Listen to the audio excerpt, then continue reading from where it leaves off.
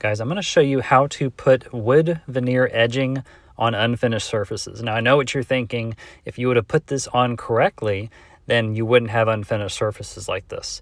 Now, I did follow the directions to put this cabinet together, but the actual directions were wrong as far as how this was supposed to face. I should have caught it, but I didn't. Anyways, this is the veneer edging. I got this. This is the Project Source brand. I got it from Lowe's. And what you do is you just cut this to size, and you're going to see it doesn't need to be perfect because just in a minute there's going to be a little bit of overlap in this situation, but that's not always going to be the case.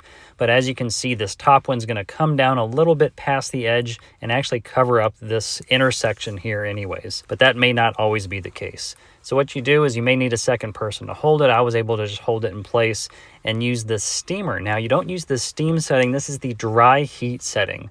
So this worked perfectly for this just because it had a smaller surface area. And what I did was I actually went down the middle about 10 times, making sure all the glue got melted, because this has glue built into it. So you can use either a steamer on a dry heat setting or of course an iron. And basically this just goes on, melts the glue, and it will stick right on there. As you can see on the edges, at kind of near the end, I actually got the edges up and down to make sure the glue melted on the edges as well so it wouldn't peel off later. And just remember, this is real wood, so you won't have to deal with any fraying or tape. Now, this is the top portion here, and I went all the way to the edge and I measured that out, and it's actually being held by the hinges of the door.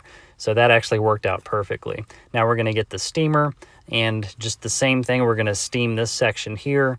I kind of go all along the whole area first, and then I'll concentrate in on one section.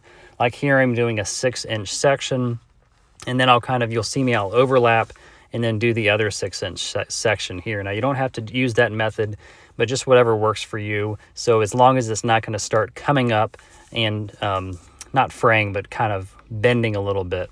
But I didn't have that issue, and after all, it did look pretty good. One area I did not get is the edges, and I'll show you that in a second, but just make sure to iron over this middle area if you are doing this, because that's going to attach it to the other piece of wood veneer.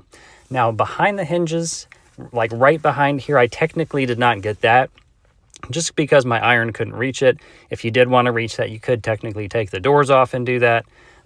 Or you could use an extension to maybe a hot glue gun or something and get it that way. But I think this is perfectly fine the way it is. This is not going to be coming off, and I think it looks pretty nice. Again, this is what it looks like. It comes in a little roll here, and this is the Project Source. I will link it down below. This is one option though that you can use.